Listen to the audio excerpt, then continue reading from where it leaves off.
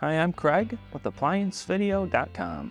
Today, we'll be taking a look at your drum baffle on this LG gas dryer.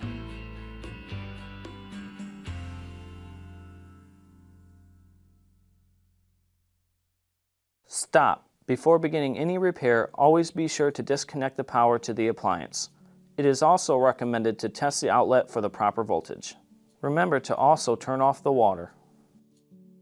The main reason why you'd be replacing your drum baffle is if it is loose and making noise, or it could be damaged where it's damaging your clothes. Now, click on the link below to view this repair video. ApplianceVideo.com guides you step by step, giving you the confidence to avoid recalls and callbacks, also saving time on repairs. Whether you're up against an uncommon repair or the latest appliance on the market, our videos have been created with you in mind.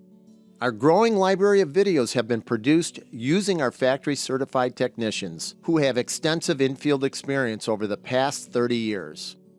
ApplianceVideo.com provides high-quality repair videos that anyone can follow, regardless of their skill level. We are here to help.